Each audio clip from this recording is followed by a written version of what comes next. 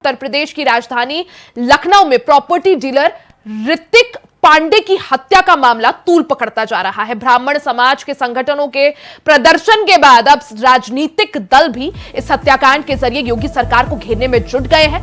Samajwadi party के पूर्व विधायक संतोष पांडे पीड़ित परिवार से मुलाकात करेंगे और सरोजनी नगर विधायक राजेश्वर सिंह पर गंभीर आरोप भी इस दौरान उन्होंने लगाए हैं। उन्होंने कहा कि बीजेपी विधायक आरोपी को संरक्षण दे रहे हैं। सपा प्रतिनिधि मंडल पार्टी मुख्यालय अखिलेश यादव को रिपोर्ट सौंपेगा।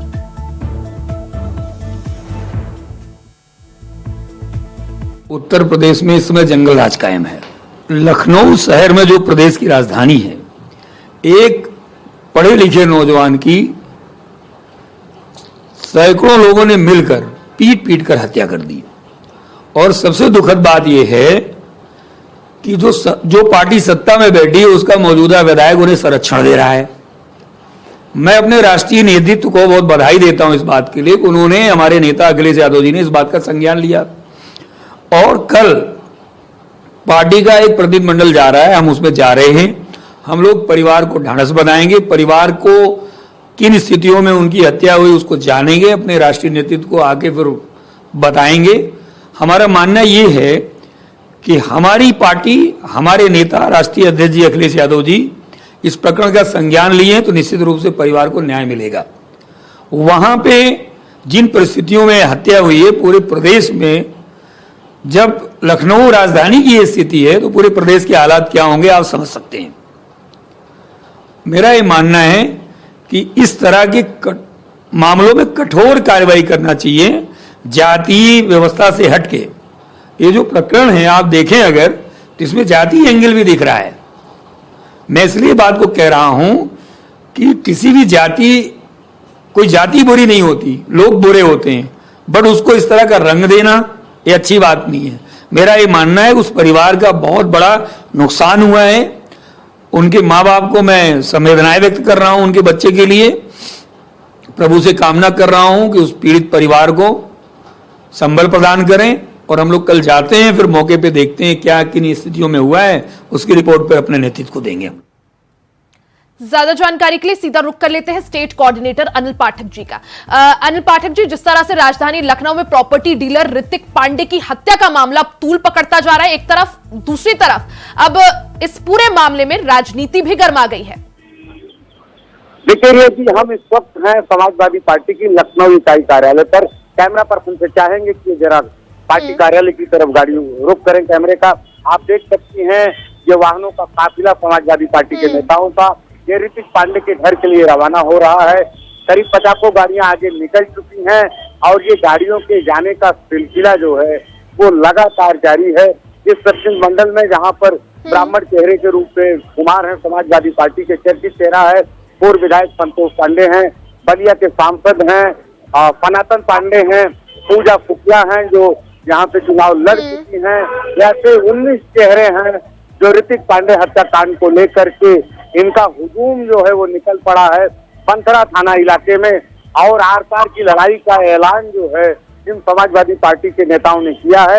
एक तरफ जहां अखिलेश यादव विधानसभा में नेता प्रतिपक्ष के नेता के चयन को लेकर के तैयारियां कर रहे हैं, मंथन कर रहे हैं, वहीं समाजवादी पार्टी की जिला इकाई कार्यालय पर जो सपा नेता हैं वो मैदान में लड़ाई लड़ते हुए नजर आ रहे हैं। कहने का मतलब है कि समाजवादी पार्टी योगी सरकार को हर स्तर पर घेरने की पूरी तैयारी में है।